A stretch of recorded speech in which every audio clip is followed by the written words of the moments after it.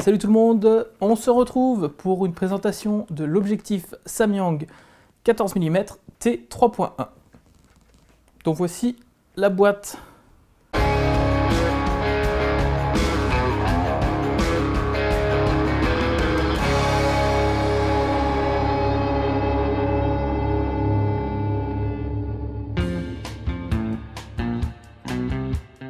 Je vous ai déjà fait la présentation du 100 mm macro de la marque, donc pour les spécificités générales, ça va être à peu près les mêmes. Je vous invite à aller voir ce test dans la petite fiche qui s'affiche juste ici, et on va parler du 14 mm. Voilà. Donc dans la boîte, on retrouve une petite pochette pour protéger l'objectif pendant le transport si vous n'avez pas de sac photo. Et bien sûr, l'objectif en lui-même, avec son bouchon de protection. Et vous voyez que l'objectif a un pare-soleil intégré. Si vous voulez mettre des filtres, il vous faudra soit une matte box, soit une sorte d'adaptateur qui vient s'enclencher par-dessus et vous pouvez y mettre des filtres carrés de type Coquin Z. Il ouvre donc à 3.1. Bon, T3.1, c'est environ du f2.8 sur un objectif photo. On retrouve donc un objectif tout manuel avec des bagues manuelles et des bagues bien sûr crantées, car une fois de plus, c'est la version cinéma. Il existe une version photo.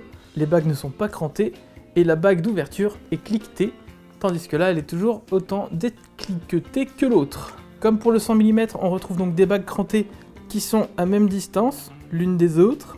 Donc sur chaque objectif de la gamme, on va retrouver ces crans toujours au même endroit. Les lentilles de toute la gamme ont été traitées de la même façon afin d'avoir une même qualité colorée qui permet, dès que vous changez d'optique, de retrouver les mêmes couleurs avec les mêmes réglages. Donc c'est un ultra grand angle, c'est-à-dire que vous voyez à 170 degrés ou quelque chose comme ça. Sur capteur grand format bien sûr, sur un APS-C ça va correspondre à un 19 ou un 20 mm. Ce n'est pas un fisheye, donc vous allez avoir des fuyantes et des lignes qui sont bien droites et non pas arrondies.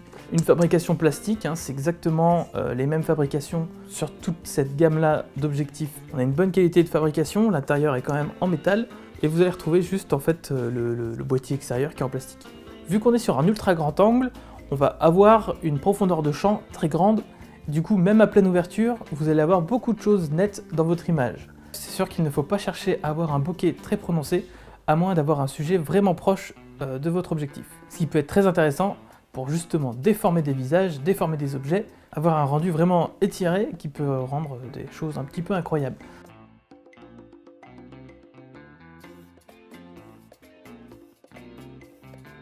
Cette grande profondeur de champ, c'est également un bel avantage, surtout quand vous fermez un tout petit peu votre objectif. Malgré la distance avec votre sujet, vous pouvez quand même vous avancer et vous reculer sans abuser non plus, et garder toujours votre sujet net. J'ai eu cette expérience sur un clip où je filmais en plan séquence et je pouvais pas faire de mise au point parce que j'étais simplement tout seul.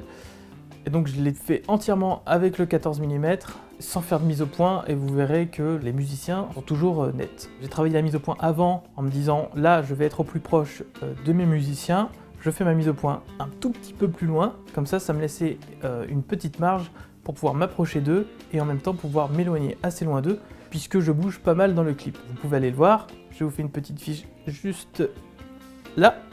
Par contre, vous avez toutes vos lignes qui sont horizontales, qui vont être légèrement courbés au milieu.